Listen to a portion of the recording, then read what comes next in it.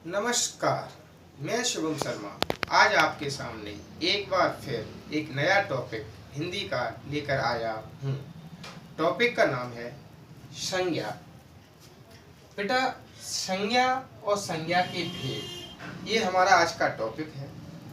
संज्ञा आप सभी बच्चे जानते हैं किसे कहते हैं। संज्ञा जिन विकारी शब्दों से व्यक्ति, स्थान, गुण, भाव आदि का बोध होता है उसे हम संज्ञा कहते हैं। जैसे कि राम, श्याम, किसी नदी का नाम, किसी स्थान का नाम, इस तरह ये सब क्या कहलाएंगी? संज्ञा कहलाती है। विकारी शब्द क्या होते हैं बेटा? जो शब्द जो बदले न जा सके, जो शब्द अपने आप में एक नाम है, वो सब विकारी शब्द कहलाते हैं। आगे बढ़ते हैं। संज्ञा के भेद। संज्ञा के कुल 5 भेद होते हैं। पहला भेद व्यक्तिवाचक संज्ञा, दूसरा भेद जातिवाचक संज्ञा, तीसरा भेद द्रव्यवाचक संज्ञा, चौथा भेद समूहवाचक संज्ञा और पांचवा भेद भाववाचक संज्ञा होता है। चलिए बच्चों आगे बढ़ते हैं। पहला है व्यक्तिवाचक संज्ञा। जिन संज्ञा शब्दों से किसी व्यक्ति या वस्तु का बोध होता है उसे हम व्यक्तिवाचक संज्ञा कहते हैं।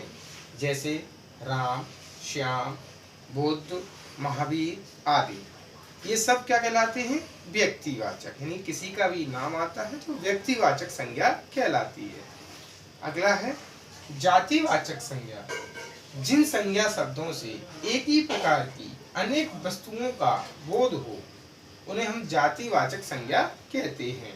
जैसे घर कहने से सभी तरह के घर, जैसे मैंने आपका घर कहा तो वो क्या कहलाएगा? सभी तरह के घर कहलाएगा। पहाड़ कहने से सभी तरह के पहाड़ हो जाते हैं, तो ये क्या कहलाएंगे? आपके जातिवाचक संज्ञा। अगला है द्रव्यवाचक संज्ञा।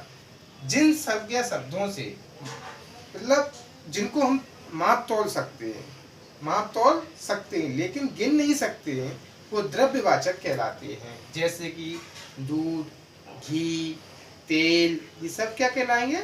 द्रव्यवाचक संज्ञा। अगला आता है समूहवाचक संज्ञा।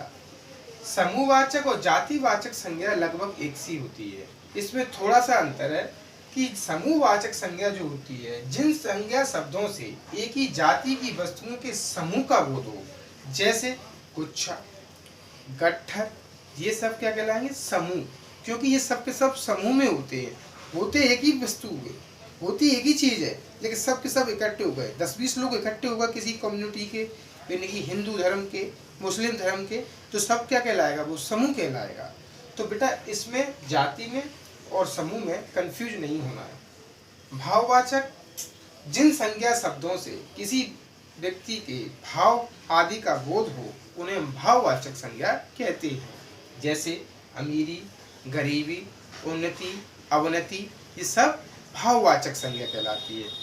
तो बच्चों एक बार मैं फिर रिवाइज कराता हूँ, संज्ञा किसे कहते हैं? जिन विकारी शब्दों से किसी वस्तु के नाम आदि स्थान का बोध हो उसे हम संज्ञा कहते हैं। संज्ञा के भेद मुख्यतः 5 प्रकार की होती है संज्ञा। पहला व्यक्तिवाचक। जिन संज्ञा शब्दों से किसी व्यक्ति का बोध होता है उसे हम व्यक्तिवाचक कहते हैं।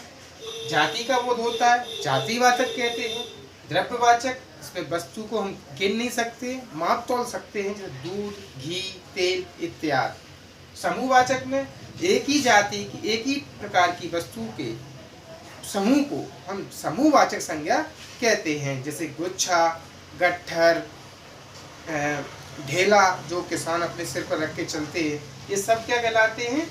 समूहवाचक संज्ञा कहलाते हैं। भाववाचक। जिन संज्ञा शब्दों से किसी वस्तु के भाव आदि का बोध होता है उन्हें हम भाववाचक संज्ञा कहते हैं। जैसे अमीरी, गरीबी, उन्नति, अवनति, ये सब क्या कहलाते हैं? भाववाचक संज्ञा कहलाती है। बच्चों ये मैंने आपको सबसे सरल से सरल करने की पूरी कोशिश की है और मुझे उम्मीद है ये सब आपको अच्छे से समझ में आए होंगे। तो बेटा आगे भी इसी तरह की हम और वीडियो बनाएं और अच्छे अच्छे टॉपिक आपके सामने लाएं। इन सब के लिए आपको मुझे सपोर्ट करना होगा और अपने व्यूज़, लाइक्स और सब्सक्राइब मुझे देने होंगे। तो बेटा मैं आगे भी इसी तरह और अच्छे अच्छे वीडियो आपके सामने ला पाऊँगा। मुझे आपके पूरे सहयोग की उम्मीद है। धन्यवाद।